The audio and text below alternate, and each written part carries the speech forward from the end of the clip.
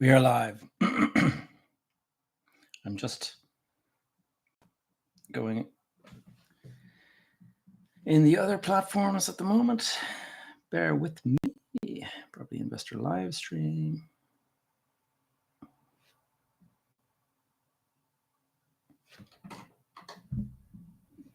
Three, two, one. And then over in TikTok as well.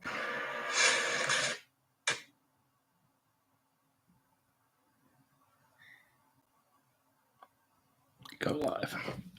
Okay, guys, we are online and live, and this is second week that I'm doing the live stream Q&A. This is the second week where I am answering your questions. If you guys have any, hey, Jason, long time, good to see you. I'm answering your questions on property investment related stuff.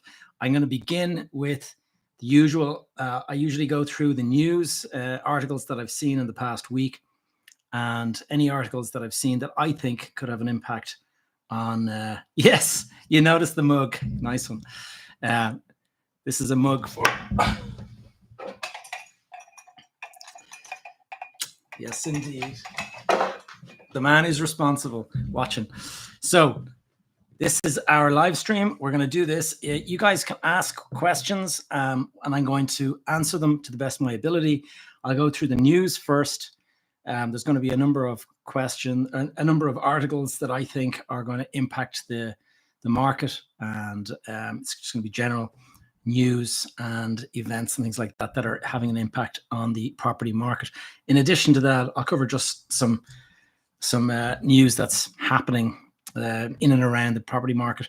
And then after I've done that, what I'll do is I'll start answering your questions. Now, the priority goes to those people who are in my school community. And you can join my school community very easily. If you have the download, if you have the app, the school app, just look up Elite Property Community and you'll find it there. And you just click on the join button and I shall let you in. And anyone who is in school who leaves a question during the week, they get priority first. And then I'll be dealing with the people who leave actual questions and stuff.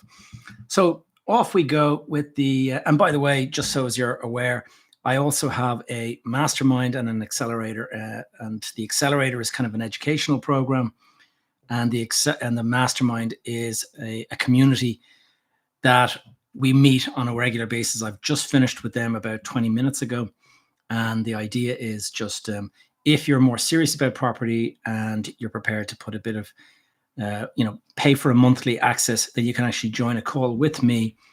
Like a Zoom call where there's multiple parties and we all talk about property deals and what's going on, stuff like that. So the first article that caught my attention in the past week is this landlord that is based in Luxembourg. His name is Mark Goddard, and he basically, he's been, according to the newspapers anyway, he's been a bad boy and he hasn't been behaving with tenants and things like that, according to this article that I see in the Irish Times. And it says that he has just paid over 13,000 euro in damages yesterday, and that charge has been standing since 2002. The payout happened at the end of a 9-day deadline imposed by the Dublin Circuit Court. And the judge, Mary Quirky, further ruled yesterday that Mr. Goddard was liable to the legal costs of the two former tenants, Diana Jer and Andre Buchanan. Now, one thing I can tell you is that 13,000 in damages to the tenants is a drop in the ocean compared to the legal costs that he's going to have to pick up, his legal costs and the legal costs of the people that he lost the case against. And I know, having gone through the courts before, probably, I'm guessing what his thing, but I know when I did this, my costs were 80,000. And that was not even an appearance in court. That was literally the initial kind of stuff before we decided, Jesus, this is kind of racking up very quickly. And we decided just to kind of settle the thing rather than the costs go any further. And you're running the risk of potentially losing. And so we just said, you know what, it's not worth the gamble. It might, one of the things I will say, just in terms of my experience, 30 years in property, And people kind of say, you know what, that person has to pay you, and you decide, I'll go and talk to a solicitor. And you speak to a solicitor, and the solicitor says, absolutely, you have a case.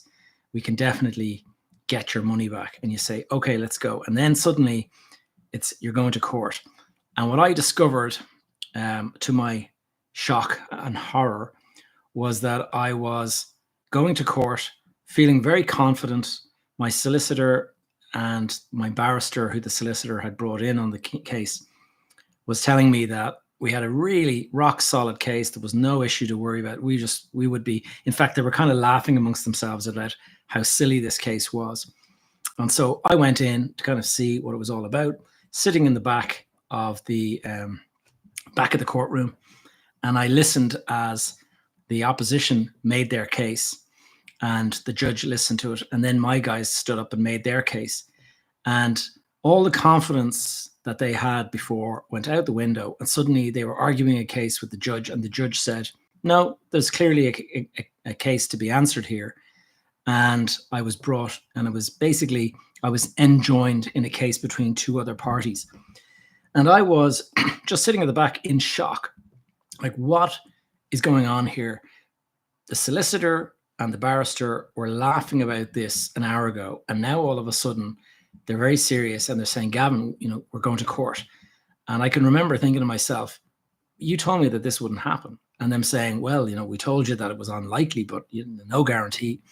And I just remember thinking to myself, this is ridiculous. I cannot believe I am now in a situation where I'm in a high court case that I thought I wasn't going to be in. And my solicitor and my barrister laughed about it as how ridiculous it was.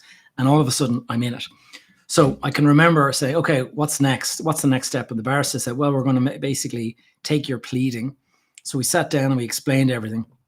And he went into the court with that. And then I can remember them sitting me down and saying, right, Gavin, we have to discuss costs. And I said, okay, well, what's the story? And he goes, if this goes all the way to full hearing, then you lose. You're looking at a major, major, major cost. And I said, what's major cost? And he goes, well, your fees alone will be about 250,000. But he said, in addition to that, if you were to lose, you also have to pay the fees, the solicitor's fees and the legal fees of the other two parties that were also in this together. And so you could be looking at about 750,000 in fees. Now, this property was worth about 600,000. And suddenly I was looking at 750,000 potential loss in fees. So I can remember just going, what are we doing here? Like let's just settle this thing and get the hell out. And in the end, I went and we just said to the guy, look, the costs are too much. We should just like walk away from this. And your man agreed. The guy that was taking the case against me, he had the same view that this is ridiculous. Like whoever loses so big that it's not worth it. So in the end, I just had to cover my own solicitor's costs up to that point. My own legal costs were for the barrister and for the solicitor, 80,000. And that was for me to not to accept any blame and just simply pay my own costs and walk away. And it just shows you like you just cannot win going to court. So that is the case there against Mark Goddard. Now, the next thing, there's an awful lot of talk about this mammoth planning bill. And they're talking about a planning bill that is going to speed up housing supply, or at least that is what's kind of behind all of this.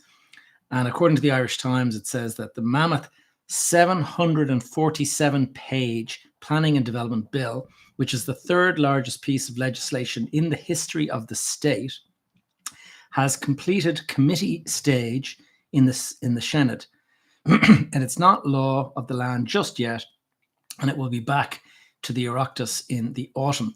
The bill has had a bumpy ride during the legislative process, with rows between the government and the opposition over the length of time allocated to examining the legislation.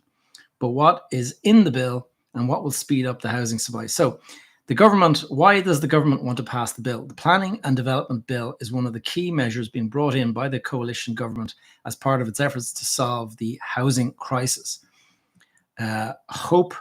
It is hoped the reforms it contains will speed up the delivery of houses and remove the blockages in the planning system that can delay also delay renewable energy projects, transport infrastructure, all sorts of stuff. And it goes on about all this kind of stuff. Then it says, what about what about those new restrictions? So there's one provision that could reduce the number of cases. Is a requirement that under the legislation, applicants must have sufficient interest in the matter. They must be directly or indirectly materially impacted.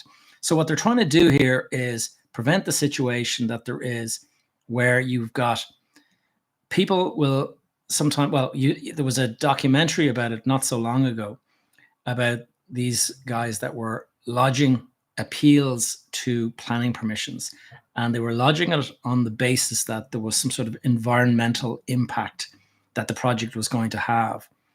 And when the applicants, the various people, whether it was developers or whatever, when they reached out to these people who made the objection to try to kind of figure out how they could resolve it, the guys would turn around and say, listen, give us 150 grand and we'll withdraw it. And they were like, well, let's talk about, how we'll overcome the actual environmental thing you're talking about. And they were like, oh, don't worry about that. Just give us the money. And so it was complete and utter try on. It was nothing to do with environmental protection or any of that. It was just a cover for a shakedown. And so what they're trying to do here with these new restrictions is that will prevent that from being possible. And it's a good thing too, because every Tom, Dick and Harry can go and lodge an objection nowadays. And I can be here living in Dublin and I can lodge an objection to something that's happening in Galway at the moment under the current legislation. And so it's kind of ridiculous. Like, I have no opinion. I have no impact. It's not impacting me in any way, but simply because the system allows me to, I can put in an objection and I can create, if I'm creative enough and I understand the planning system, I can come up with a reason that sounds very legitimate and I can put it in there. And then the guys you're going to hold up the whole thing. I see somebody saying there's a cinema in Galway looking for planning permission and a cinema in Cork objected to it. Yeah, there. That's a perfect example of it. And now what that is that's competition between two businesses. It's nothing to do with the actual planning itself. It's to do with direct competition between maybe two groups, and one group wants to slow down the progress of another. Perhaps that group in Cork have got a cinema in Galway as well, and they think that this new one will impact their business or something like that. And you wouldn't know, but this is the kind of thing. Would off-plan property purchasing help Ireland? I don't think so, and I'll tell you why. I've done off-plan purchasing before. I bought a place in Spain, and that is how a lot of these holiday homes in Spain and all that kind of stuff are sold. They're sold off-plan. And the reason it's done like that is because a developer wants to know that they're not building something speculatively and there's not a sale at the other end. And so what they do is they put the plans, they put a nice shiny brochure together. The brochure is very impressive. It shows you all the beautiful stuff that you're going to have when it's built. And then you go and you say, okay, I'll go and buy this. And this is exactly what happened to me. I remember I put down a deposit. I think it was 10% of the purchase price. I put that money down and that committed me to doing this. And the way it works though, is that you have to fund all of the payments yourself. Whereas most people, when they're buying a property, if you're buying a property in Ireland, you put down your deposit and then you go to your bank and you say, I need, say you put down 10,000 and you need 90,000. You go to the bank and you say, I need 90,000 mortgage on this property that I'm buying. And the bank will give it to you because there is a property there that they can go down and they can value it. And at the end, the valuation, they get a piece of paper that says, yes, this property is worth at least 100,000. And then they'll say, okay, grand, here's your 90. And they get the title deeds that they can use as their collateral for giving you the 90.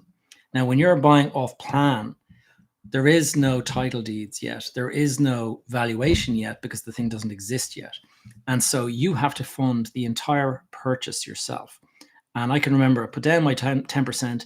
Then when the foundations are done, then you're asked to make another payment and you pay maybe another 10%. So now all of a sudden you're 20 grand out. And then the next part of the development is maybe it's to the first floor. And then they ask for another payment. So there's another 10,000. And it goes on and on and on. And by the time the project is, at roof level and they're starting to finish the inside and everything like that, you might have had to fork out like 70,000 of the 100,000 cost out of your pocket. Do you have that money? Because you're not going to get it from a bank. And all you can hope to do is that when the building is finished and you pay the final 30,000, there's a chance then that what you'll be able to do is go and get a mortgage, but you'll have to get it in Spain because no Irish bank will lend on a Spanish property. And so this is one of the problems with it. It's that the title deed doesn't come out until the property is in your name. And that's the only time that the banks will fund it. So you have to find some way to finance it. Now, back in the early 2000s, when the Celtic Tiger was on going crazy, we were all going and we were getting such increases in our Irish property. So our homes were growing massively in value. And so you went to the bank and said, listen, my home that I bought for 300,000 is now worth 500,000. I'd like to get an equity release, please. Can you give me 100,000? And my mortgage will go from 300 up to 400 or whatever. And they would say, here you go, there's the 100. And then you took the 100 and you went down to Spain and you bought the property outright with cash. And that is how those deals were done. But if you were to start doing that here and you were to start selling off plan, it would mean that you put 10% down, we'll say, and you say, okay, you're now committed to completing the project at the end. But the reality is unless you have bank funding in place, you don't have the money to do it. And so the problem with that is that the developer who's building it is taking your deposit and saying, right, you're on the hook now to pay me the rest of it. But to a degree, the developer is at risk because in the event that your mortgage provider says, sorry, we're not approving that loan, then the person is going to have to back out. And maybe they back out and they say, right, you're not getting your 10% back or something like that. That would be the only penalty. But the developer, the bank may not be happy to finance a development where there is nothing solid, more solid than somebody's deposit being paid. They like to know that there's somebody with the money at the other end of the deal. And that is one of the issues that we have. Going back to the planning, the planning law, this new law, will it mean I can get a home more quickly? This is, that's $1 million question. That's what everyone's wondering is, when will the housing system increase to actually allow us to buy property quicker? We have a massive problem in this country. We have got property, a property shortage, the likes of which the country's never seen. We are just so short of property in this country. And at the same time, we are growing, our population is growing. So already as it is, we have not got a sufficient number of properties for the people that are living in the country. But in addition to that, we have constant incoming because Ireland's economy is doing quite well in terms of job creation and things like that. And because of that, we are a very, very attractive place for foreign nationals to come and live in. And so if you're from the EU and you live in Italy or Spain or something like that, and the economy maybe isn't doing so well there, or you're not paid as well for your skills, then you can come here without any issue at all. But in addition to that, there's obviously people that are from outside of the EU that are also looking at coming in here, and that is because the jobs here are a lot of big American companies have set up, and they're very welcome here. And because of the amount of jobs that they need, there's always a need for more people that are talented and skilled and have these kind of qualifications. So they're going to keep on coming here. So, I know there's an awful lot of talk about the asylum seekers and the refugees and all that kind of stuff, but they are not 100% of the incoming population. Of the 70,000 refugees that came into the country last year, there was something like another 40,000 people that were just coming because they got job offers here and they were moving here for work. And this is the thing. In addition to that, there's something like 55,000 babies born in Ireland every year. And then there's something like 30,000 people die of old age and various illnesses and stuff every year. So the population growth last year, I think in the year of 2023, I think the population growth was something like net 97,000. And that is like the total number that came into the country was 140,000. But after you deduct the people that left and after you deduct the people that died, it's something like 97,000 or something in that kind of region. So it just shows you that we have so many people coming into the country, so many people being born because we have a higher birth rate than the vast majority of other European nations, that our housing system just cannot cope. And the worst thing about it is that when you are in the housing shortage that we have now, it's partly also because the crash of 2008 destroyed the construction industry in Ireland for a generation. What happened was there was all the construction firms suddenly found that they were going bust. And the reason they were going bust was because the clients who were funding projects using bank finance and things like that, the banks were telling them, you can't have the money, we're not giving it to you. And so the clients were saying to the builder, I'm sorry, we can't fund it. Can't get the money. We can't pay you for the work that you've done.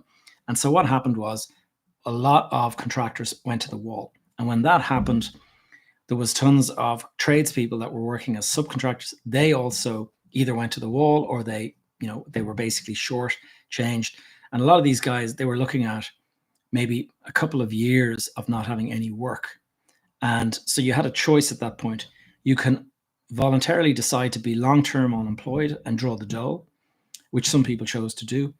But then there's other people that just said, you know what, screw that. I'm going to jump on a plane and I'm going to go and relocate to Australia, Canada, England, wherever in the world that they decided to go that they could get work. And so enormous sums of people went and did that. And so our construction capacity in this country has gone from 2007, we built 85,000 housing units that year. Currently, we're building 35,000. So we're about 1/3 of the construction capacity that we had 17 years ago. And, if you were in most other countries that didn't go through the crash that Ireland had, your construction industry would continue to grow and you would go from 17 years later, you would hope to be building 100,000 houses a year or 120,000 houses a year. But instead, because of the crash, we're building 1/3 instead of 1/3 more than we were. And so we have what's known as a structural supply issue. We just cannot overcome it because you'd have to bring in tens of thousands of laborers and tradespeople and stuff like that to actually have the workforce to be able to do it in the first place. But if you brought tens of thousands of people in, you've got to house them, you've got to feed them, you've got to get them hospital facilities. If they bring children with them, you got to school them. Where are they all going to go? Where are they going to stay? So it's a really, really challenging nugget to try to kind of come to terms with. I know in Australia, what they did was they did bring in tens of thousands of laborers, and they did it by paying them and making it tax-free, and they made all these sort of attractive offers to them. But where do they house them? And what I have seen is in some cases, they built kind of like almost like resorts, and it was a fancy labor camp essentially. And people would be brought in, would stay there, and it would be maybe rent-free accommodation. There'd be multiple restaurants, there'd be facilities for sports and all that. And these guys would literally live in this place for a couple of years while they're being paid tax-free. And it would be an amazing way to make money if you're a skilled tradesperson. You're able to go in there, you're able to make a shed load of money and take care of. But it is a pretty hard, probably 6 days a week, and located like in a city center or something like that. So distance to get into the nearest city or whatever it was. Let's see what else. In the news this week, I found there's a newspaper article and it says fall off in home sales fails to arrest price growth.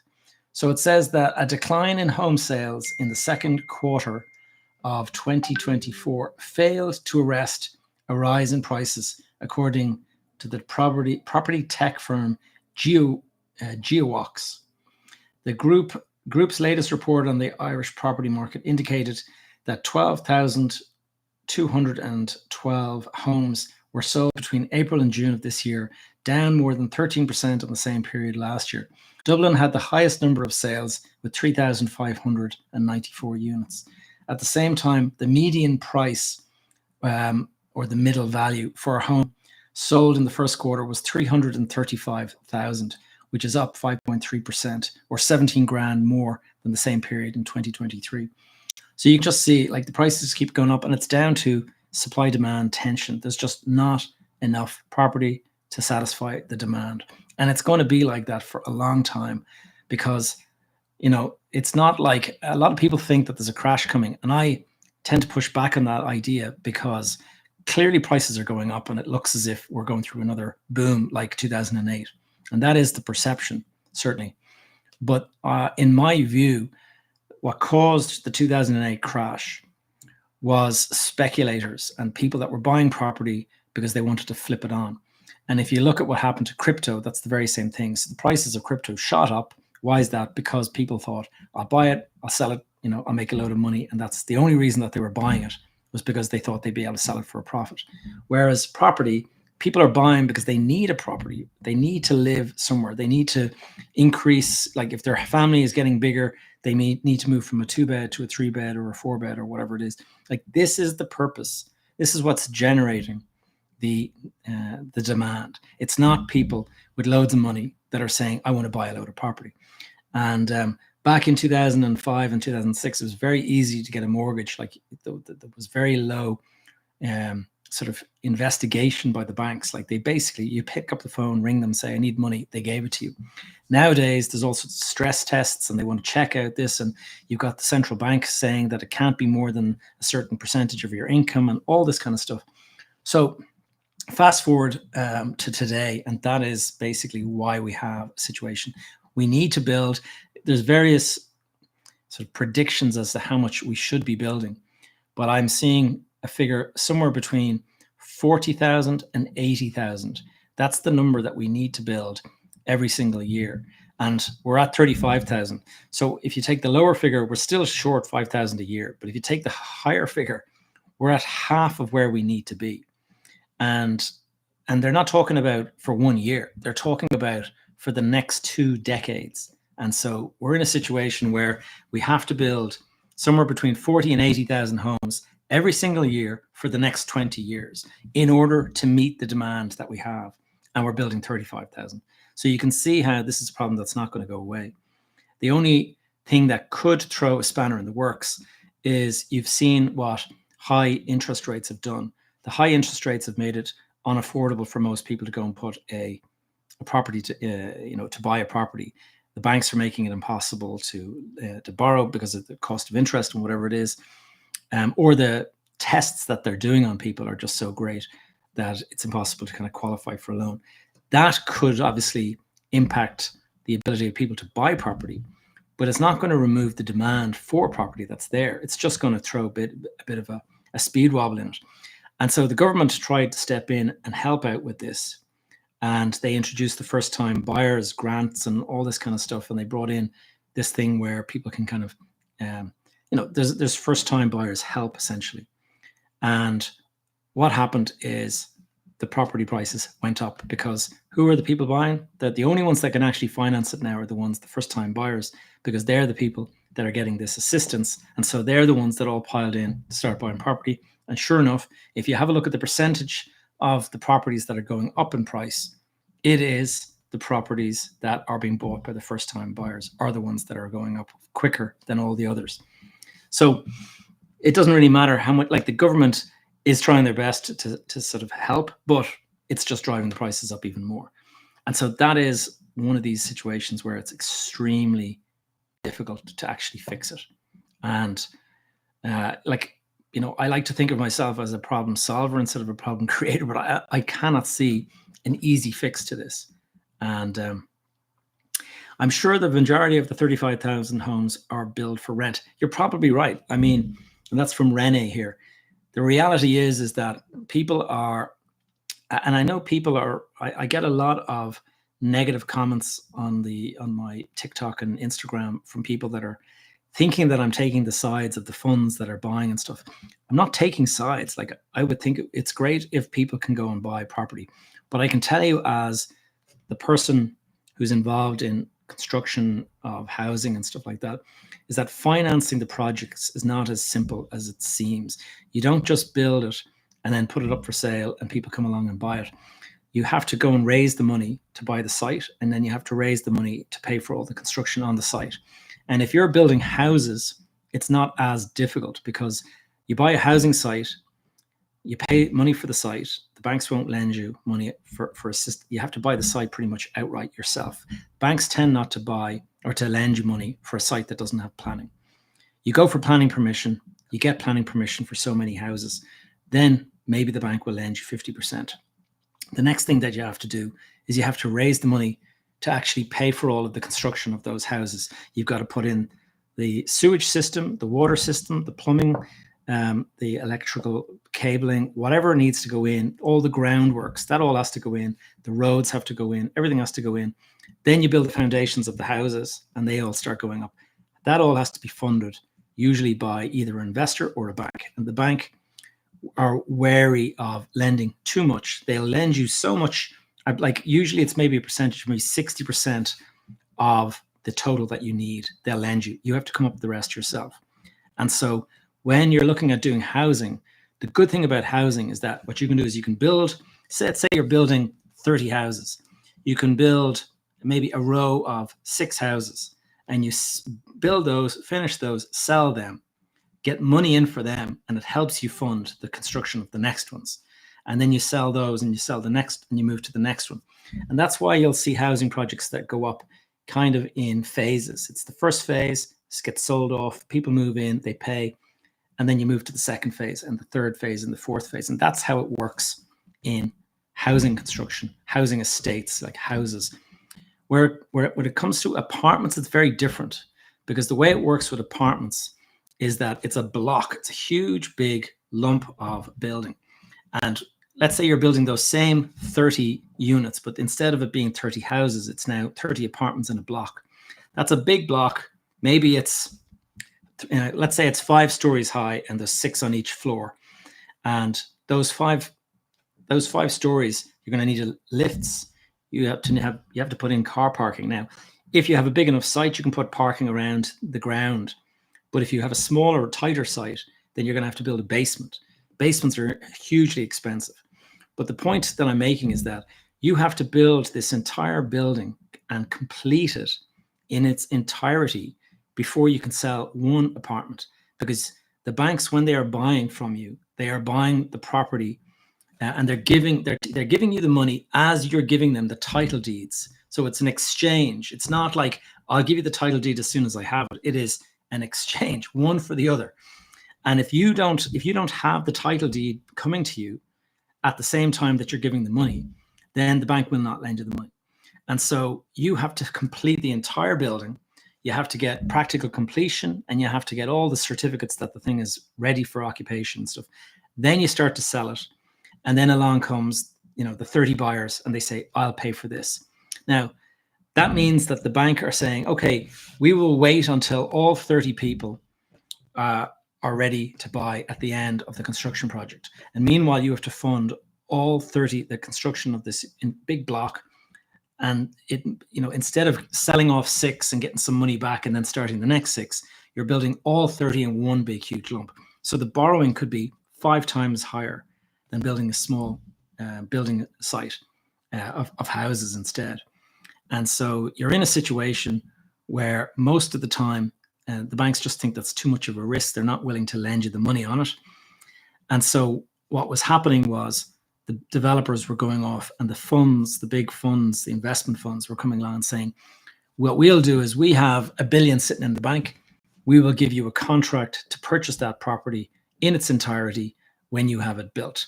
And that is exactly how it works. And so that is the reason why the funds are buying all these things, because they're the guys that can afford to write a check for all 30 apartments. And they can do it at the very outset, so that the person who's like, before we buy the site, and before we go for the planning, before we do all the construction, we know that that property is already sold to that fund, instead of hoping that you can go and sell it at the end and taking the risk, and the bank just won't lend you that money.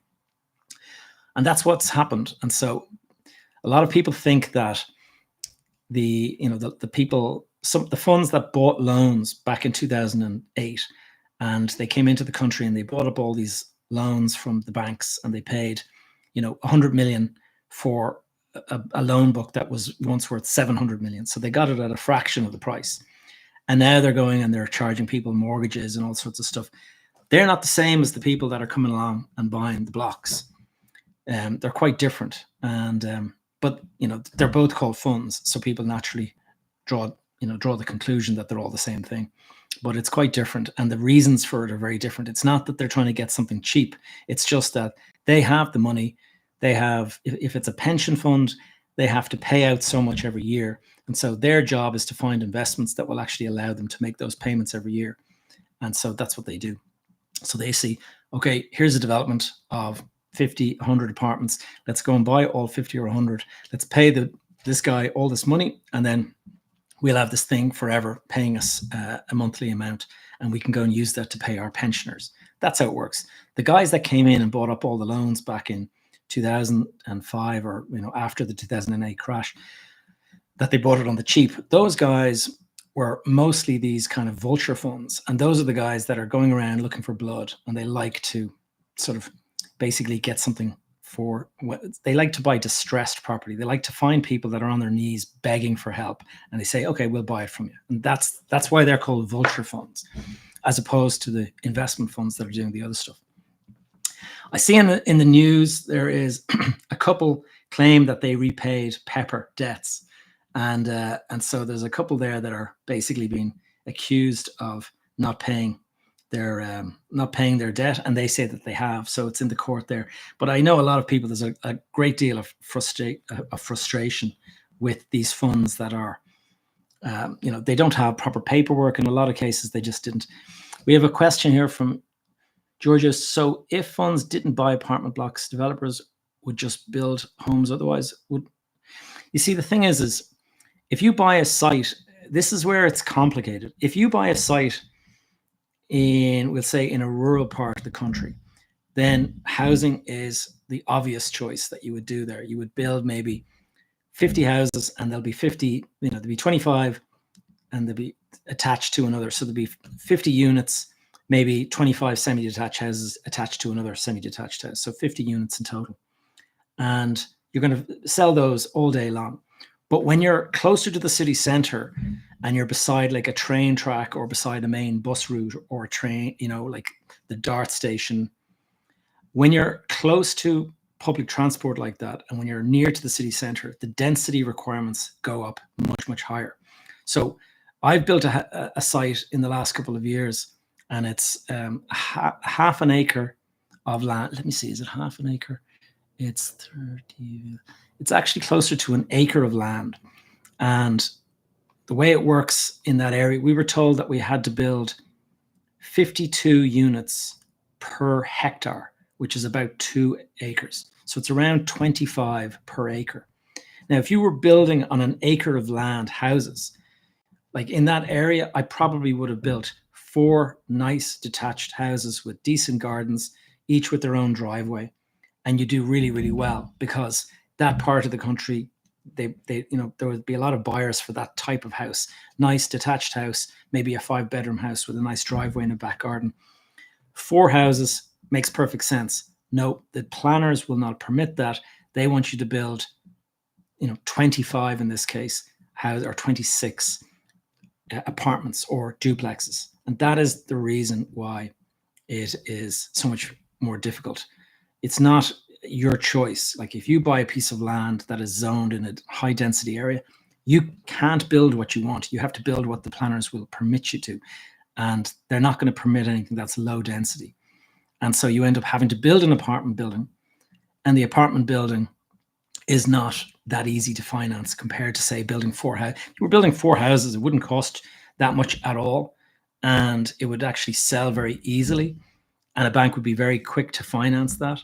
But building 26 apartments in a big block, it's a bigger, much, much bigger sum of money.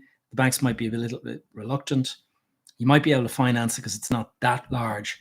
But once you get into the big blocks in the city centre of Dublin, like 100 apartments and stuff, it's huge money to do that. And so most developers just don't have those kind of funds to do that.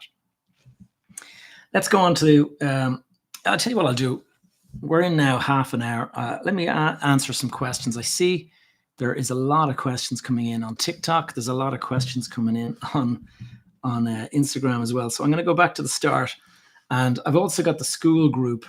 And school is my community. It's my property investor community. Those of you who are in it, I put priority of answering the questions in the school group. So anyone who has a question in the school group will get the first call for the answer. But I'll be happy to answer the calls or the questions that are here in TikTok and Instagram as well. And I'm on the YouTube. If you want to watch this, if you've arrived late, you can watch the entire replay here in YouTube. My YouTube channel is at Gavin J. Gallagher, J for James. So Clifford asks, buying with a tenant in place for over 6 years, and he wants to know about trying to buy a property that has a tenant in place, and you want to do substantial renovations, add value to the rent. You know, there's some difficulty there when you're trying to buy a property with a tenant in situ.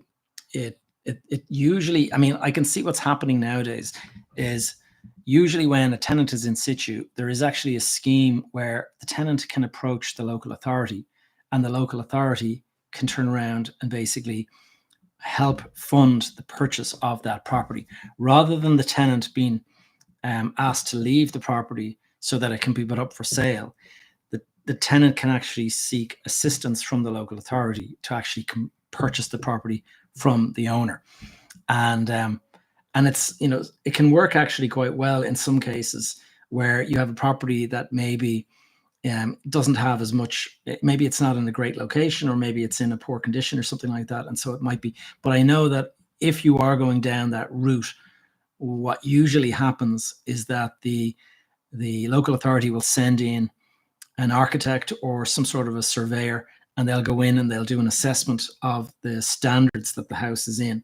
And if it's not up to the certain standards that they demand in terms of, you know, whether it's insulation or safety or whatever, then what they'll do is they'll put a price on what it'll cost to do all those works. And then what they will do is they will deduct it from the price of the property of what it's worth. And you end up getting less. And so it is worth your while, if you are going down that road, to actually do the repairs and all that yourself, to actually pay a surveyor to come in and do that assessment for you. He'll tell you what would go into that report for the local authority, and the local authority will ask somebody to price it, and the likelihood is that they will price it at an amount that's probably a lot more than you would pay if you were to do it yourself, or if you were to bring in local trades guys to go and do it. So it's something to pay attention to, because I know anything that the local authority do, it's always more expensive. You would think that a big organization has the ability to get prices, better prices, because of the power of their purchasing power, but it tends to be the other way around. They tend to get, they don't seem to know the value of stuff, so they just pay. Going down through the next question here, let me see, my school group. 12. Okay, it's just somebody selling a property, but he's saying there's a 12.4% yielding investment property for sale. Now, this is somebody that's actually putting the property up for sale, but it reminds me, today I was looking at a property that was for sale, and somebody was saying that it was yielding around 6%, and then the net after costs and deductions and stuff was around 4.5%. And if you do the maths, like, first of all, if you guys know how to do a yield of a property, when you're working out a property, if you're paying, let's say, 100,000 for a property, and it collects 1,000 a month in rent, then that's 12,000 a year. You divide 100, you divide 12 divided by 100,000 gives you 0.12, and you multiply that by 100, gives you basically 12%. So it's easy maths there.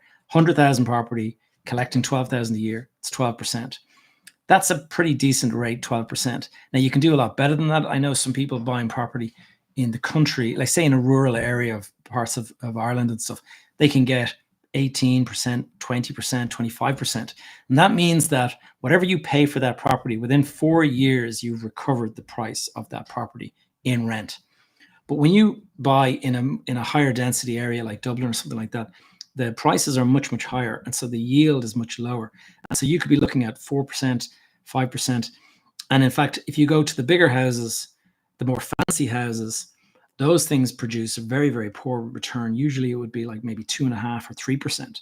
And so using that as a comparison, it would take you 33 years collecting rent before you have your money back, compared to buying in the country and getting your money back within 4 years. And so that's why the yield is so important. You should always think about what is the yield of the property. And if you guys want to learn all this kind of stuff, join the school group, Elite Property Community. If you join my group, I have lessons on how to do that kind of thing, and I'll be posting more on that. There's a question from Niall, and he was wondering about a commercial property in a town, and it looks like it would be a cost-effective conversion to residential apartment or a small house. And he's wondering, does anyone have experience in going about this? How would you go about it?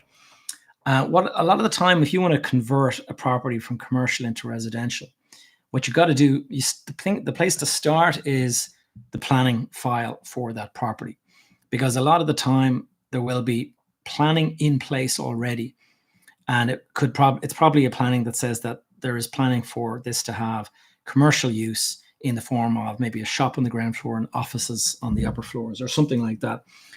But it could be that the planning is for a shop on the ground floor and apartments over or whatever.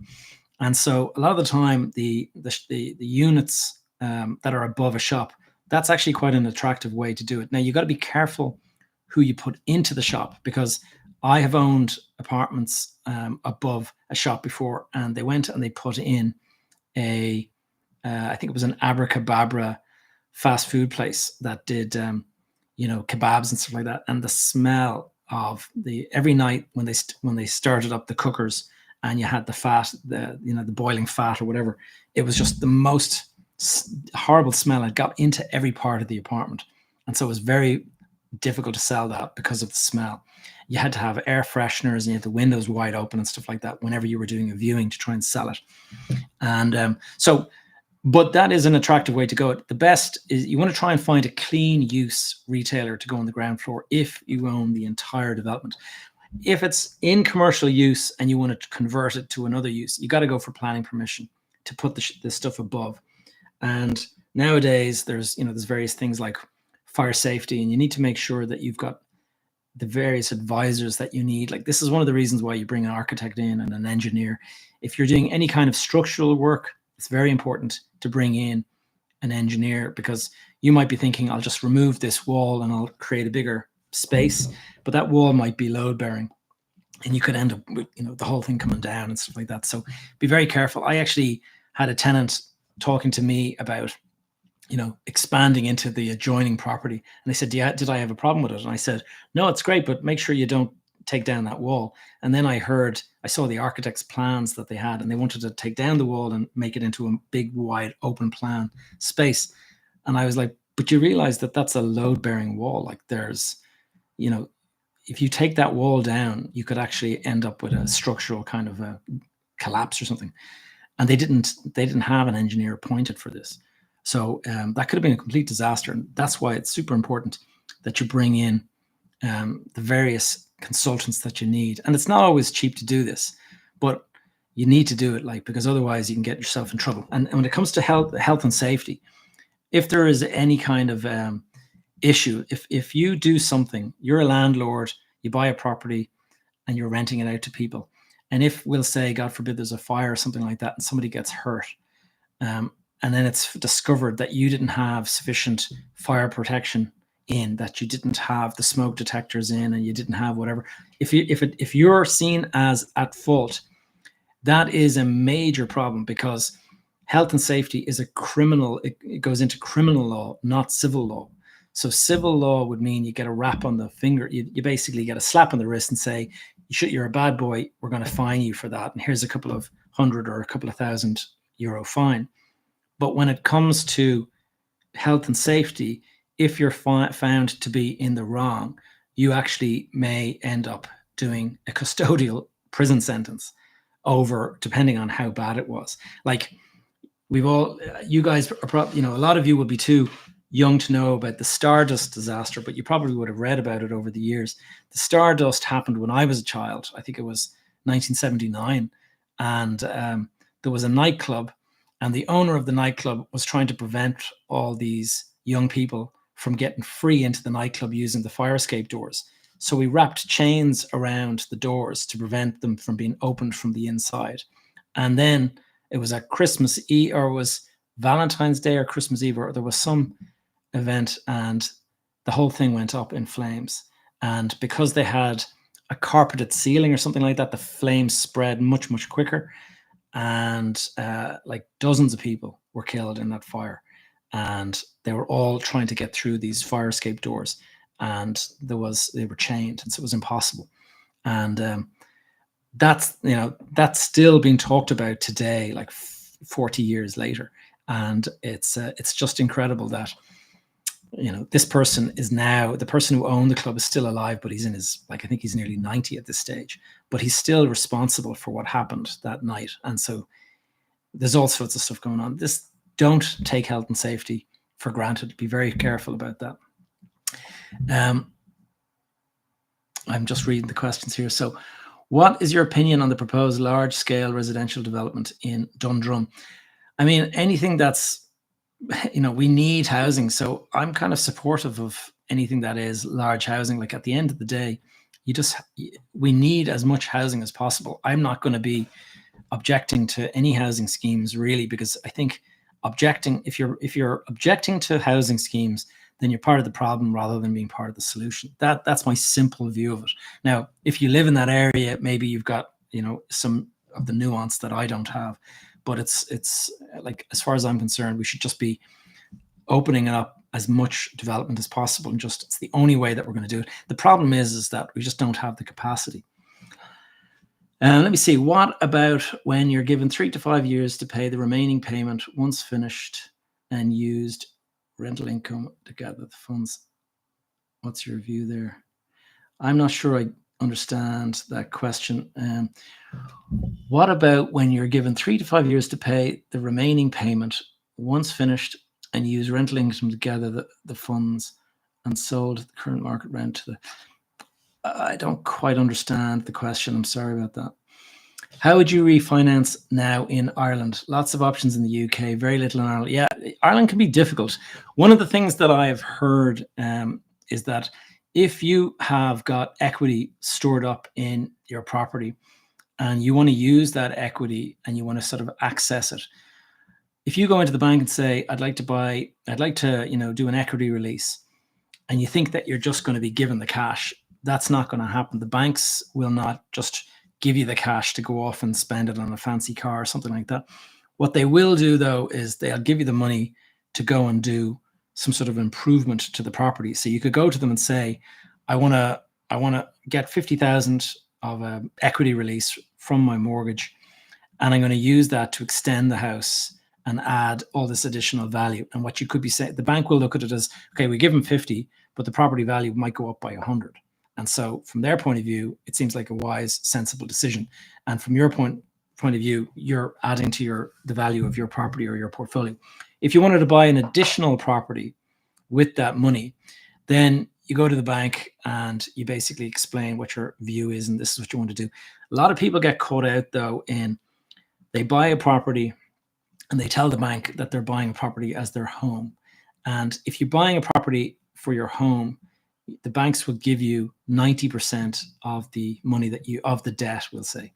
90% of the value of your property you can release from a mortgage if it's for your home.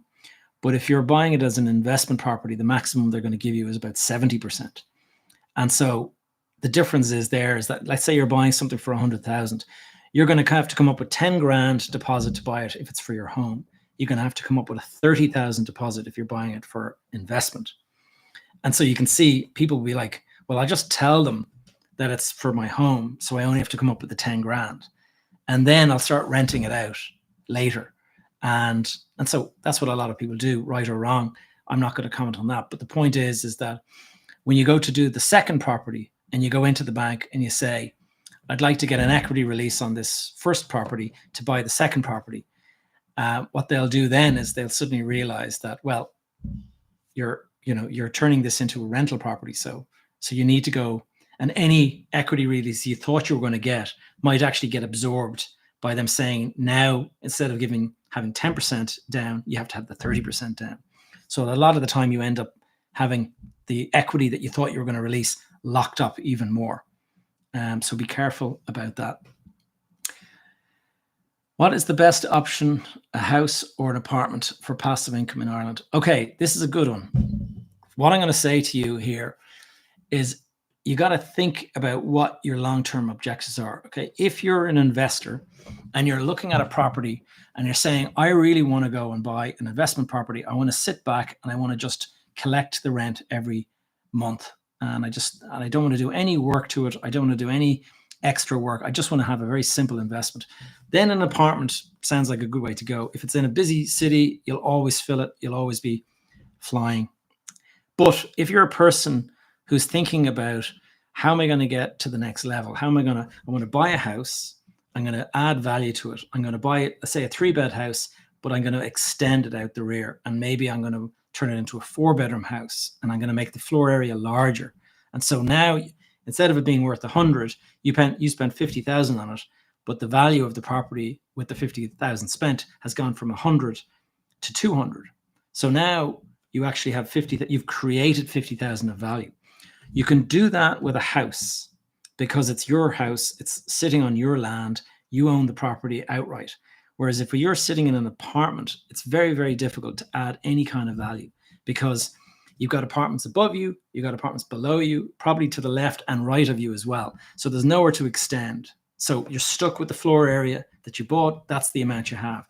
Now, you might be able to go and buy a tatty old apartment and do it up, but the most you're going to get is the value increase from, new carpets, new bathroom, new kitchen, repaint, and that's it.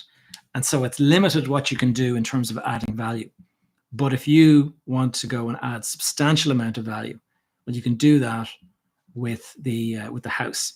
And what a lot of people are starting to look at now is, instead of buying a house and renting it out, like doing it up, we say the B or method is buy, refurbish, rent, and refinance. That's a strategy that a lot of people adopt. And it's a good strategy. But if you're going to go and do that, it's when you rent it out, a lot of the time you'll find that you're not getting as much rent as you were hoping to. And if you're not getting as much rent, then it's going to be difficult enough to refinance it because you're just not getting enough of an extra bit of rental income to actually justify the increase in finance that you're looking for. So what people are starting to look at is the HMO. And the HMO is the house of multiple occupancy. And that is where, let's say, a 4-bedroom house, or we'll just take a simple 3-bedroom house.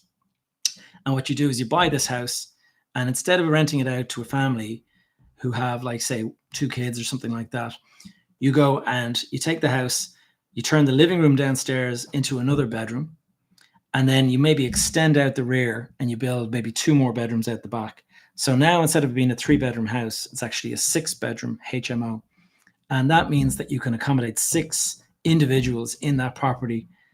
And they might be people that are working down the road in a building site or something like that. And they can each afford to pay you maybe 700 a month or 800 a month or whatever. So instead of getting 2.5 grand a month from the family, you're now getting maybe 4 grand from 7 guys. And that is one thing that a lot of people are looking now. It's an awful lot more work, and that's for sure. And there's also lots of little nuances that you need to be aware of. So I'm sort of letting you know that this is a strategy, but I'm not telling you that it's the strategy for you. You really have to kind of go and examine and understand how all of this works. Like, I teach some of this stuff in my programs and stuff like that, and it's not like one call and you'll understand everything. There's a process to it to understand and make sure that you don't make mistakes. And even things like car parking. If you're renting to 7 people and every one of them has got a car, and you've bought a 3-bedroom house, you're probably going to have a house with 1 car space. So where are the 6 guys going to park? So things like that, you'll suddenly find that all of the neighbors are against you. And you have to be very careful that you think through the impact of what you're doing. Why don't they build enough houses? I think I've covered that now. It's just simply there is not enough construction capacity to do it. What are the ways to save taxes on rental yield? It's very difficult in this country. Like, they don't really make it. The best ways to save money if you're buying a property for rental income is to buy it through a pension. If you own a property through your pension, it's all tax-free, every single penny. All the rent you pay, you get paid tax-free. You sell the property, you double your money, it's all tax-free. And so that is the way to do it, but not everybody has the ability to create a pension with the money in it and things like that. So I understand it's not for everybody, but there's definitely, if you're in the trades, if you're a carpenter or an electrician or a plumber or any of that kind of stuff, you will find that you are earning a nice amount of money. You probably have a limited company or something like that. You can actually set up a pension, and instead of you paying a load of personal tax that gets you paid out to yourself, you just stick it into the pension. It's all tax-free, goes in there, and then you can go and grow a portfolio in that. Will prices continue to rise, or will they stay the same? I think it is inevitable that prices will continue to rise. And the reason I say that is the reason I explained earlier. Supply and demand is just so out of control. We need to be building 80,000 houses a year. We're building 30. So there's only one way to go, and that is up. Now, the problem is people are already stretched financially. So how are they going to pay more? Probably what's going to happen is that salaries will go up. And when somebody gets an increase in salary, now they can afford a more expensive house. And that is the reality of it. It is hard to find out. It's hard to imagine another way that prices would go down. Affordability is definitely, if suddenly there was a change of government and they decided to crank up taxes like to 60% or something like that, and there was a huge number of people leaving the country, then prices would fall. But the way things currently are, I can't see it. And so it all depends really on, are you talking about the current system continuing? Now, there is something to bear in mind. There are things called cognitive bias. And cognitive bias it's like this automatic assumptions that you make because it sounds correct in your mind. But this is something that our minds are made to take these shortcuts. And there's a thing called continuity bias. And with continuity bias, the way it works is that you imagine that everything that you are doing at the moment, the economy the way it is, the banks the way they are, your job the way it is, people assume that everything will continue as it has been. And that's continuity bias. You assume that everything will continue to be exactly as it always has been. And if you fall into that trap, which we all fall into that trap, like I assume I'm going to have a job tomorrow. I assume that I'm going to still live in this house in a year's time. I assume that I'm still going to be married this time next year or the year after, whatever. You make all these assumptions, but nothing is guaranteed. And so if you imagine that I'm going to buy this house and prices are going to continue going up and up and up and up, then you could be lining yourself up for problems if you have that kind of mentality. And one of the big problems that back in 2008, when the crash came, is that was exactly the cause. That was one of the causes of it, is that people were buying property, and instead of it making sense the day they were buying it, it made no sense the day they bought it.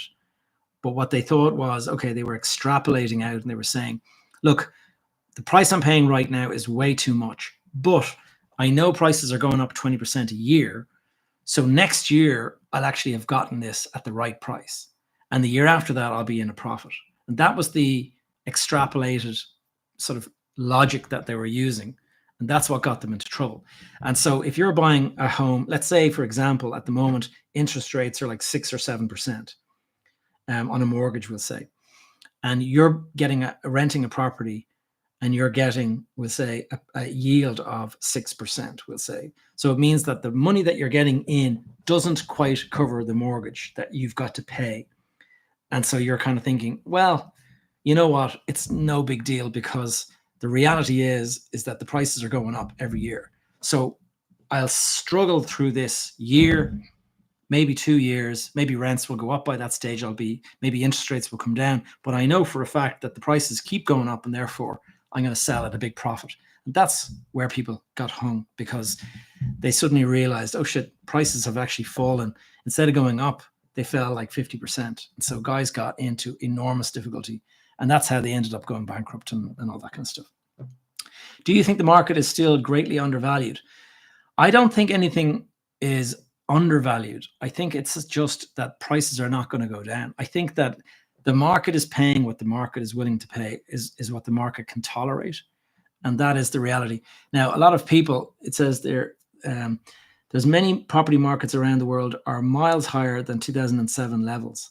It seems that the markets here are still lagging behind. Well, Daniel, I've explained that the problem is if you use that comparison, is that back in 2007, the prices in Ireland had gotten so crazily out of whack with reality that a house in Dublin was worth more than the same property in Paris or London. And Paris or London, much, much bigger cities, much, much larger populations, worth much, much more. And so that is why now, like, the prices just went so high and to such a crazy level that when they fell like miles. Like some properties went 70% down. And so when people are now looking at them and saying, oh, we're now at 2007 levels, it doesn't mean that it's now crazy. It means that 2007, like 17 years ago, the prices had reached so high that they're actually now at the level that we are 17 years later. I actually think the prices today are probably the correct, but it's 17 years ago since they hit their peak. And, 17 years is a lot of time. Like, you would expect housing inflation to kind of go up slowly over that period of time. But 17 years, so that's the reason. Now, in other property markets where there wasn't a huge boom, of course, the properties were at a normal price in 2007. So 17 years later, they are going to be much higher. But Ireland went through this spike, then fell, and then it's come back and it's eventually caught up to where it probably should be. But everyone goes back to the 2007. Oh, look, this is what the peak was, and now we're at that. And so they try to extrapolate that, and they try to say, well, that means that we're now ready for another crash. But it doesn't, because just because it was crazy in 2007, that's 17 years ago. Like, why would prices today be at the same level as they were back then? Everything's moved on. The cost of living's moved on. Salaries have moved on. The population has moved on. So prices are higher today, and that's the bottom line. What are my thoughts on buying through HTB in the Cork area? I'm waiting for more apartments to be built, but unable to get information. I don't know much about HTB in Cork, in the Cork area. Sorry. I'm based in Dublin, so I don't. What are your thoughts about buying an apartment in Cork? Currently working. Well, apartments, like, it all depends where. If you're in the city centre in Cork, then it probably, I think buying an apartment in any city location or environment is probably a good investment if it's passive income that you're looking for. And a lot of people are looking for just simple, either for themselves or for passive income. But if you're looking to add value, as I was saying earlier, if you're an investor, the idea of buying an investment property when you're an investor is that you'll have the rental income, but also you want to try and add value. So if you buy something for 100 and by spending 30,000, you can add value to make it worth 170, well, then you've created 40 grand of profit there. And so you can then, if you ever sell the property or if you decide to refinance it, you can go and move on to the next deal. But that's the idea, is to be adding that value. But if you just want simply a passive income and you don't want any of that grief, then an apartment is perfectly fine. But I'll give you an example of people love apartments and houses, and they like the tangibility of property. But if you had 100,000 sitting in the bank and you said, I'm going to buy a property with it, you're going to have so much of a return. Like in a city center location, maybe it's 5% a year or something like that of a return. But somebody I was speaking to just recently has his pension returned in 2023 returned 17%. Now, I haven't seen Irish property hitting 17% in quite a long time. So that's, your 100,000 in stocks and shares in a pension It's worth a lot more than putting it into property right now. But then at the same time, stocks and shares can go up and down, and people often, they feel a level of distrust towards fund managers. And I don't want to put my money into a pension where they're investing in all these stocks and shares and I have no control. That's the fear that people have, and they have this sort of a cynical view that actually these stockbrokers are kind of making a load of money, like just buying and selling and playing games. And I don't want to give my money to that. I'd much rather own a property that I can see and I can touch, and I can, if worst comes to worst, I can actually move into this property. And that is an understandable view. But probably the most sensible thing is to have your, split your money up into a couple of different buckets and say, I'm going to have some property assets over here. I'm going to have some stocks and shares over here. I'm going to have my pension. I'm going to let a pension manager manage all that stuff. And then maybe I'm going to have a little bit of crypto over here. And then I'm going to have some cash. And then I'm going to try and own my home outright. That would be a good spread of assets. And maybe you own a business as well, and that's generating some cash and value for you as well. That's a sensible way, because, when I was, riding high in 2007, property values were just going up so much every single year. Bang, bang, bang. It was just doing so well. And then suddenly 2 years later, it's like negative figures and you're crashing and burning. And if I had, instead, if I'd had these other assets like stocks instead of property, I would have actually maybe balanced out. But you can get kind of, like I said earlier, continuity bias, where you think everything that's happening today is just going to continue happening the same way. And that can really get you caught out. I'll tell you, back in 2011, I was told about Bitcoin for the first time. And I had no idea what it was, but I had a friend who was an American guy who was into all this stuff. And he said, you should buy Bitcoin. And at the time, he said, if you want, I can help you buy it. And I said, okay, let's go and buy some. How much will we buy? And there was a group of us, there was 5 of us, and we agreed to buy, 5 of us were agreed to put 4,000 each into buying Bitcoin. So it was going to be 20 grand's worth of Bitcoin bought. And the price was $92 per Bitcoin at the time. And anyway, we said, yeah, go ahead and do that. We'll each put a few thousand in, and we'll see where this goes. And then on the Monday, he went to try to buy the Bitcoin, and Bitcoin had a big run on Monday. And he rang us up and he said, guys, it's not 92 anymore, it's 140. What do you want to do? And we, like, there was 5 of us together, and we just said, sure, it's gone up 50%. Like, what more could you, it's just not going to go any higher than that. Like, so don't bother. So we decided not to bother buying Bitcoin at 140 because it seemed like it was too expensive. This is the thing, is that your mind plays tricks on you. But at the same time, I don't regret it, because I know that if I bought at 140 and I had sold at 280, I would have thought I was a genius for doubling my money. If I had bought at 280 and I sold at 500, and I thought I think I was a genius for doubling my money. Most people, they don't imagine that you could buy something and it would go up 1,000%, and you just keep on holding on to it and you never sell it.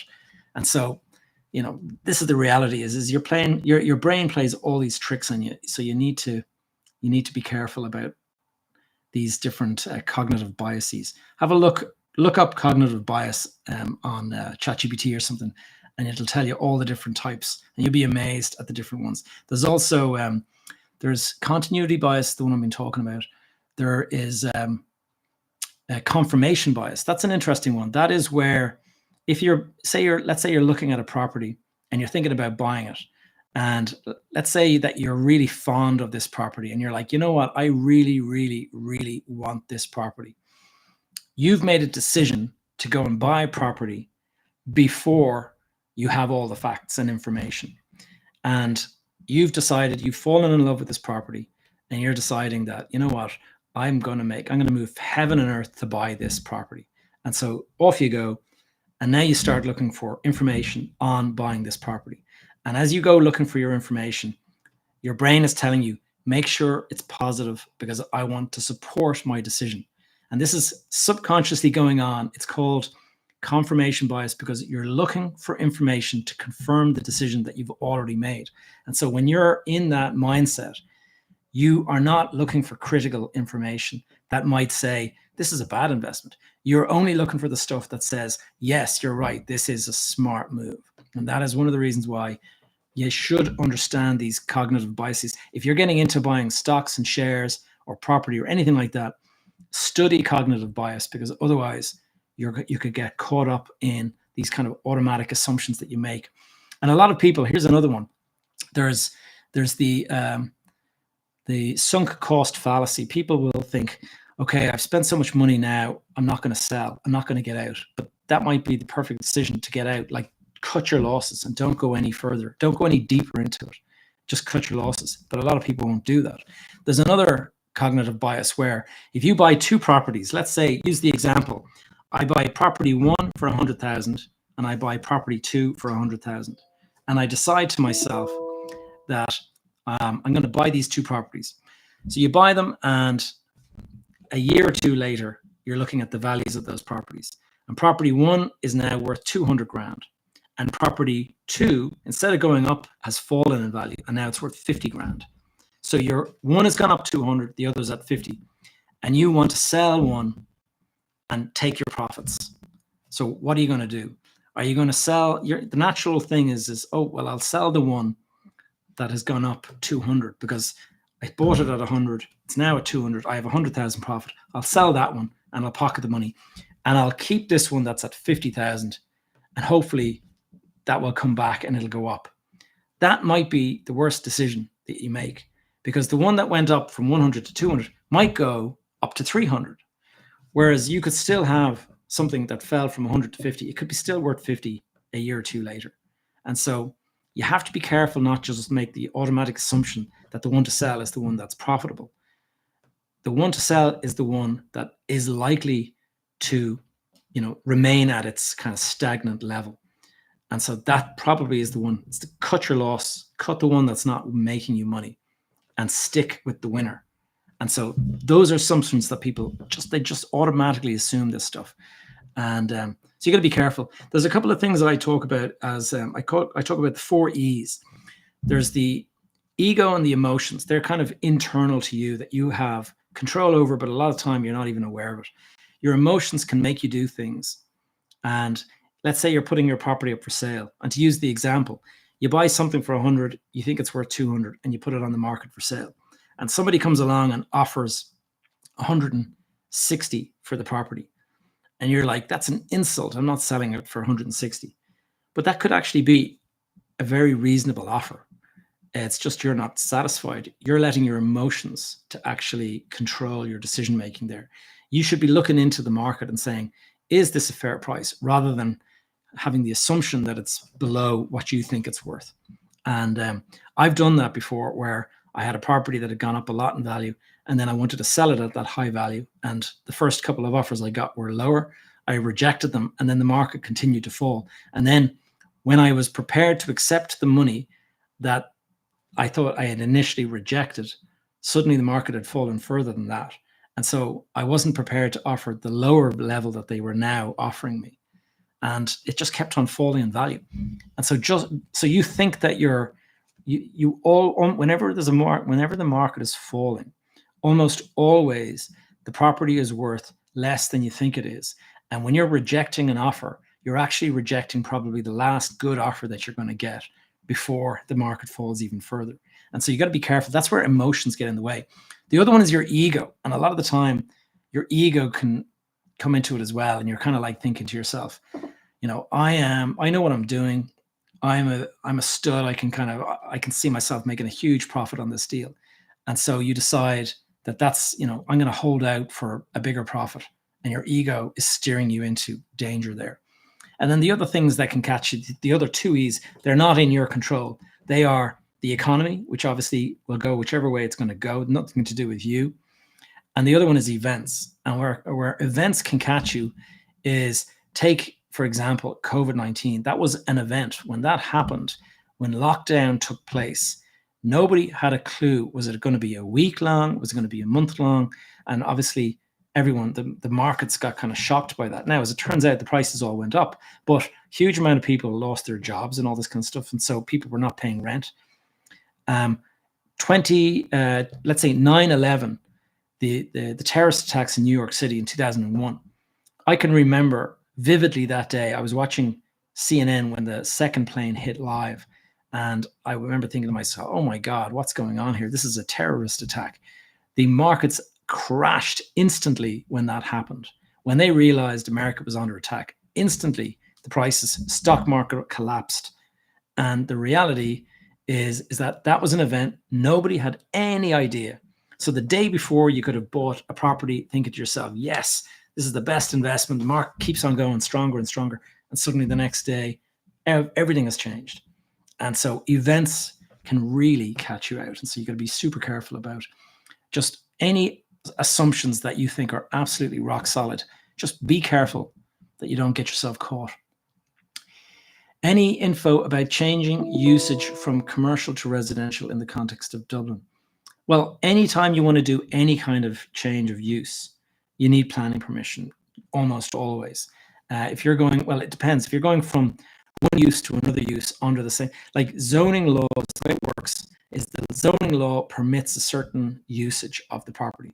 So you could put an office, or you could put, a shop, or you could put residential. You could do all these different things. But then when you go for planning, the planning is granted on a specific usage. So you can't say, right, any of this is possible. You basically, if you have planning for a 4-story office, then that's what it must be. You can't say, I'm going to turn that 4-story office into 4 stories of residential without first getting planning. And when you go for planning permission, the planners might say yes, but then you actually have to deliver in terms of the building regulations. You've got to turn that building from an office into residential. And usually there's all sorts of restrictions, well, not restrictions, but there's building regulations. And so, the way the fire is managed, the height that the windows can be opened for safety of children, the stairs, the width of the stairs, all of this kind of stuff comes into it. And so, like, it's possible to do, but it's not something that you rush into. You really need to just make sure that you get the different advisors on board to just make sure that you kind of know what you're doing. A lot of people, they get caught by making assumptions and saying, oh, I can fit so many apartments per floor. But then you suddenly realize, oh, I didn't realize that there has to be this area on the staircase there for, we'll say, there's a thing called a wheelchair refuge. So every floor where there's a lift, and the lift might not be in use during a fire, so there's an area where a wheelchair will go, but that requires additional space. And so all of these things might have to go in that weren't initially there before. And so you need to be careful about that. What are the investment opportunities around real estate other than purchasing? That's a good question, actually. Well, there's actually, the one that you can think about is there's a couple of things that you can look into. First of all, rent to rent is something that a couple of my clients in the coaching are doing, and that is where you don't buy the property. You find a property that somebody is renting, and let's say it's a big house or something like that, and they're renting it for $3,000 a month. And you think to yourself, you know what? If I had that property, I could actually turn it into an Airbnb. Let's just use that as an example. And if I was, if I was really on my game and I was really kind of making this work, I could actually rent that property out on Airbnb, and I could maybe get $6,000 a month on Airbnb, and I'd be paying the landlord $3,000, but I'd be earning $6,000, so I'd be making $3,000.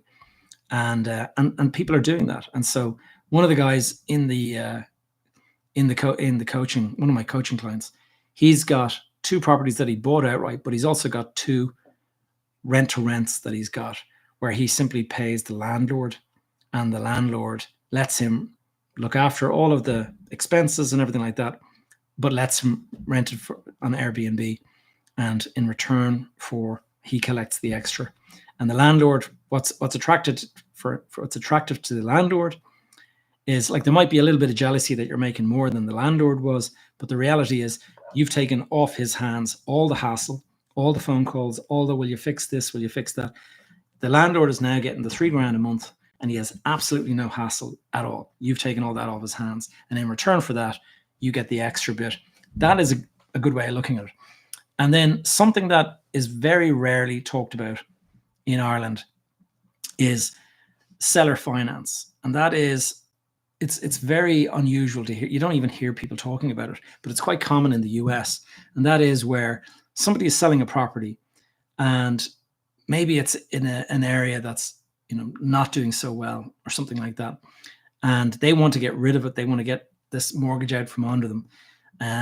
What you do is you can step in and you say, listen, I will take over the mortgage and I will make the payments, but you have to give me, when I'm making these payments to you, I'm paying down, the purchase of that house, and I will pay, so if somebody, let's say somebody owns a property and they're paying $1,000 a month in a mortgage, and they're saying, I just want to sell the property. I don't want to be paying this $1,000 a month.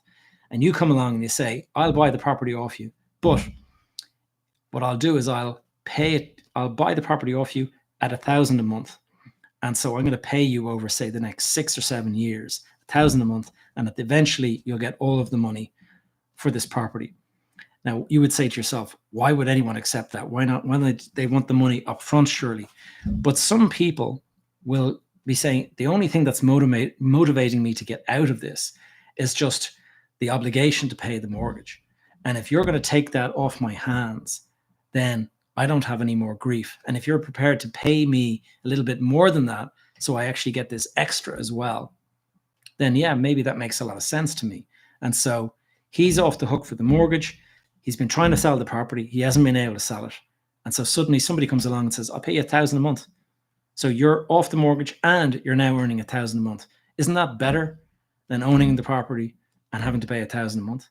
And so that's a way that you may be able to do it. Now, a lot of people are going to be skeptical because they're kind of like, this is a scam or something like that. But there are ways.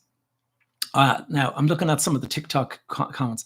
Are you aware of Joe Doyle and his videos on property? Yes, I am. I know Joe. Joe was actually in my accelerator, so I know Joe very well. Let me have a look. Various comments. Ridiculousness you expect from solicitors and accountants. Okay. Not everyone has questions here. It's more comments. They're all in cahoots. Okay. Gavin, is it fair to say that beyond inflation, etc., that our housing standards is a large driver? Yeah, well, I can tell you as a developer of property that and I know people have these views that, Ireland has terrible housing and stuff like that. I would disagree. Like, I own property in Spain and the standards in Spain are not, like, everyone loves the idea of maybe buying a property in Spain or something like that, but the standards are not great. Like, they have no insulation. They're just really poorly built, but they look good in the sunshine. And I know that the houses that we've built are built to an extremely high standard. And the reason that they cost a lot to build because the building regulations insist on all of these standards being met. And it's not cheap to go and meet these standards. Like, we've got solar panels on the roof and we've got, all of these systems that are like this. The property that I'm living in is the house that I actually built, and it's an A1 rated BER. So my electricity bills are very, very low and all that, but it's expensive to build an A-rated house. Like, there's give and take. But I think the standards of houses in Ireland are quite good. And I think the reason that they're expensive is because the planners also have insisted on certain conditions around planning. Like, when you're building apartments, you're not allowed to have north-facing windows in apartments because they think that it's dark to look out to the north. But surely if you're looking out over an estuary or a lake or something, that's a beautiful view. Why would just the fact that it's north-facing be a negative? Also, when you're building apartments and stuff, you're supposed to have dual aspect, which means that you can see out to the left and out to the right or something like that. You have to have two different viewpoints. That in itself adds a lot of expense because you might be able to build apartments that have got, rows of apartments inside, but instead you can't do that. You have to have them jutting out. And every time you create a corner on a building, that costs money. So yes, I would say that is a driver. Housing and apartment costs like apartments cost a lot more when you have to add in the balconies and all that. Would I invest in property to rent out? Yes, that's kind of what I do. Although I'm mostly interested in commercial now. I'm not so interested, but a lot of my clients are interested in residential. The houses are very high spec now compared to 2007. Absolutely, I would totally agree with you. Hi, does 40,000 in savings will suffice for 470,000 mortgage on a house? It's not just like 40,000 in savings. This is only for your deposit. Like what you've also got to have is you've got to have an income that will support the loan size. And I think the way it is 4.5 times your earnings is the maximum that you're allowed. Now, if you and your partner live together and you can combine your income, and then it's 4.5 times that, but that's up from 3.5 times, I think it was. Are you interested in passive income from crypto? No, I'm not interested in anything to do with crypto. I find like I have my views on Bitcoin and Ethereum, but everything else I thought was a scam, and sure enough, it proved out to be. Everyone swore by Sam Bankman-Fried. Oh yes, he's a genius and everything like that. And look at him now, locked up.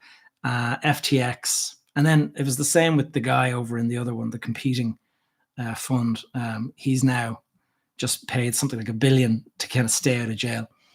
Would I buy to rent? In my opinion, yes, I do buy to rent. And the way to do it, though, is I think if you're going to buy residential property, buy it to rent as in multiple rooms. Don't rent out the whole house just as one unit, but split it up and you'll earn an awful lot more. Now, there is management to that, and there's various nuances that you have to be aware of. But house valued at 300,000, deposit should be roughly how much? If you're buying it for yourself, if you're buying it as a residential property for yourself, then you'll need only 30,000. But if you're buying it as a property investment and you're going to rent it out, then you're going to need 90,000 of a deposit there. So it just shows you the difference between investment property and purchasing for your home. How long does it take to draw down funds to arrive to a solicitor? It can take a while. It depends on you. First of all, are you mortgage approved? If you're mortgage approved, then it can speed it up. But sometimes people buy and they have to go off then and talk to the mortgage guys and stuff. It can take a while. And I know that some people who are trying to refinance, that can take even longer. So somebody's calling me a gangster. Yeah. His real name's Gavin. Yes. Yes. People love to hate. So let me go through some of the questions here. Some want a break clause included. Then they're going to sell the property. I have a property to rent in Leash. Suits a teacher. Needed for. Okay, that's somebody looking to promote their stuff. Guys, if you have any more questions, I'm going to answer one or two more and then I'm going to finish up. It's 9 o'clock. So I'm in Spain too. Yes, the quality in Ireland is much higher. Yeah. And I own a property in Spain, and I love my property in Spain, but I know that it's just not that well built. And the reason I know that is because in the winter time, when the temperature goes down, it is absolutely freezing. And so you need the heat on all the time. And that's because the insulation standards are virtually zero. Would I be open to hire a copywriter? No, this is a property investor Q&A, not a sales thing. Fantastic information being shared. You're a man of endless knowledge. Thank you. Well, thank you. Now let me go into these final questions over here in Insta. What are the rules and regulations regarding short-term? I think that means lettings, but it's leggings. From my understanding, Airbnb is not an option in rent pressure zones. Yes, you got to be careful. First of all, rent pressure zones there's a lot of restrictions there, and actually they're causing all sorts of problems inside of the housing system, because people are buying property. It's like two houses of exactly the same size on the street, on the same street, we'll say. One has been rented at, say, 1,000 a month for the last while, and the other one's been rented at 1,500 a month for the last time. And let's say your tenancy ends and you want to rent it out, and you're saying, oh, that guy over there is getting 1,500 a month. I'd like to get my property up to the 1,500 a month the same. You can't do it. Rent pressure zone means that you can only increase your rent by I think it's 2% now, and so it's just it's absolutely, it's created this complete imbalance in the market where somebody that just happens to be, we'll say, a decent, nice guy landlord and hasn't increased rent on their tenant for years because they liked them and they didn't want to put them under pressure, whatever. They're getting penalized now because they can't increase the property up to that higher level.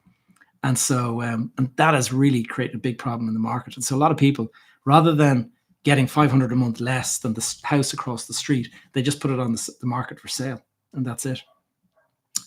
So there you go, guys. Again, I have a group called a School Community, the School app. Go in there, type in Elite Property Community, and then I will join you into the community and introduce yourself. And if you have any questions, I will prioritize these questions this time next week. Be back here again, 7:30 every Wednesday. Look forward to seeing you guys in the next one. Take it easy, guys. Thank you. 60 of you watching. Good luck, guys.